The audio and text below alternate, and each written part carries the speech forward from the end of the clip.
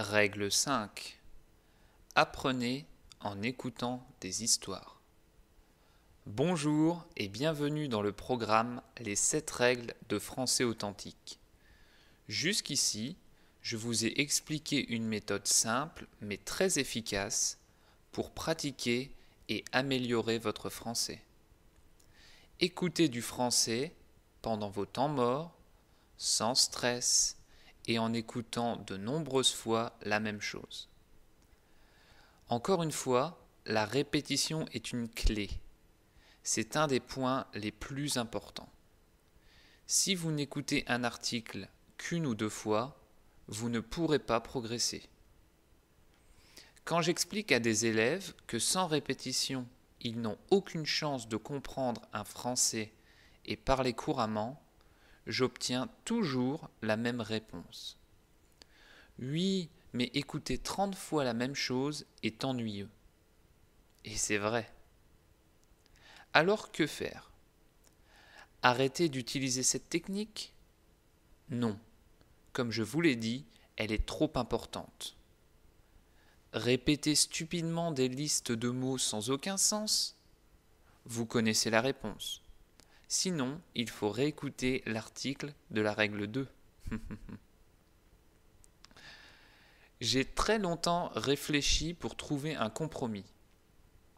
Un compromis, c'est une chose qui est entre deux extrêmes. Dans notre exemple, un extrême est arrêter la répétition.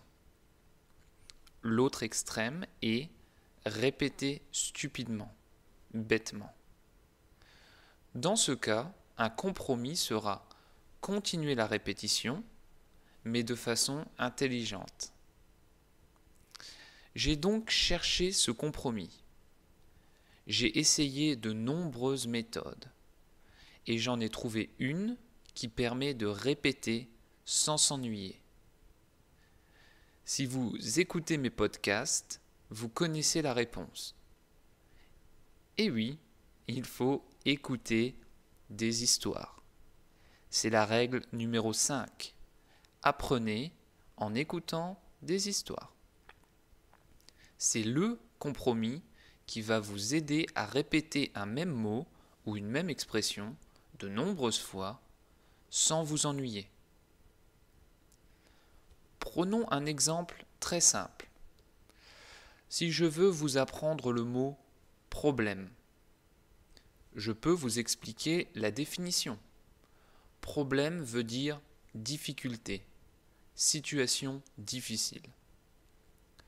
Vous pouvez alors écrire sur une feuille de papier problème égale difficulté. Et vous pouvez répéter problème égale difficulté, problème égale difficulté, problème égale difficulté. Vous pouvez répéter 30 fois. Ça, c'est l'ancienne méthode. C'est la technique qui ne fonctionne pas. C'est la méthode ennuyeuse. Au mieux, si vous avez de la chance, vous connaîtrez le mot problème, mais vous ne pourrez pas l'utiliser quand vous parlerez. Et finalement, vous allez l'oublier. Je peux aussi choisir d'utiliser une histoire pour vous expliquer la définition du mot problème. Jean-Luc et Audrey sont en vacances près de Paris et cherchent un cadeau pour les parents d'Audrey. Audrey dit « Hé, il me faut un cadeau pour maman !» Pas de problème, répond Jean-Luc. J'ai vu une boutique de vin tout à l'heure, on peut lui acheter une bouteille. Mais tu as vraiment un problème, répond Audrey. Tu sais que maman ne boit pas de vin. Oh, il me faut vite une idée. Jean-Luc, un peu vexé, lui dit « Mais arrête de créer des problèmes là où il n'y en a pas. On va lui acheter du parfum. » Audrey est soulagée. Merci de toujours résoudre mes problèmes. Évidemment, cet exemple est très court, simple et n'utilise qu'un mot. Mais la méthode peut être utilisée avec des expressions plus difficiles, comme dans le podcast Ça craint par exemple. Je raconte une histoire assez simple dans laquelle l'expression ça craint est utilisée plusieurs fois. Cela vous explique le sens de cette expression et vous aide à l'écouter plusieurs fois. Avec cette technique, vous pourrez répéter facilement et ce ne sera pas ennuyeux.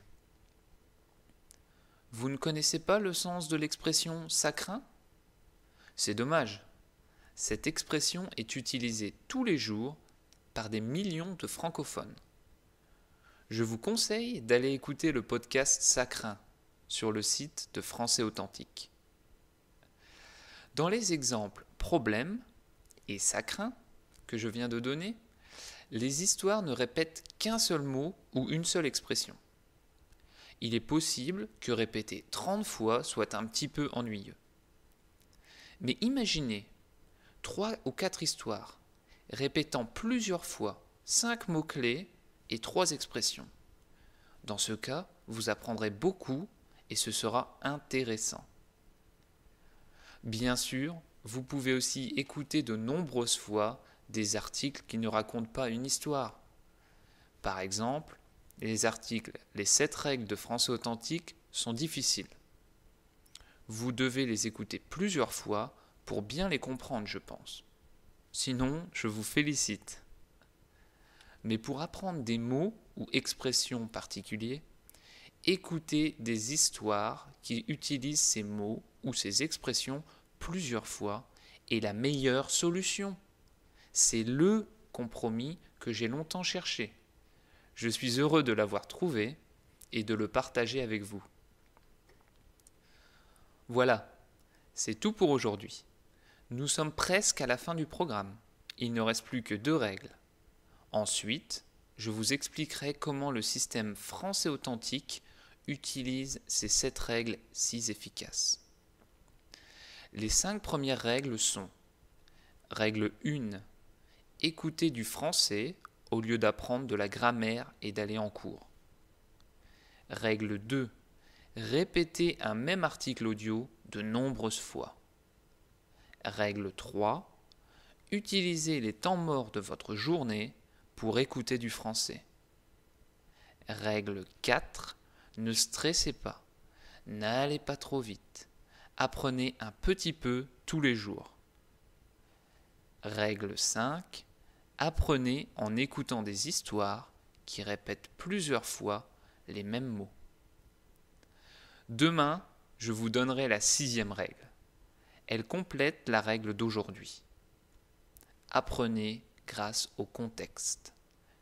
Mais avant demain, j'aimerais que vous écoutiez le podcast Ça craint. Rendez-vous sur le site de Français Authentique www.françaisauthentique.com et cliquez sur l'onglet Podcast. Vous verrez comment on peut apprendre grâce à une histoire. Évidemment, cette technique fonctionne aussi pour des mots plus courants. Ça marche avec tous les mots et toutes les expressions. Passez une très bonne journée. À demain.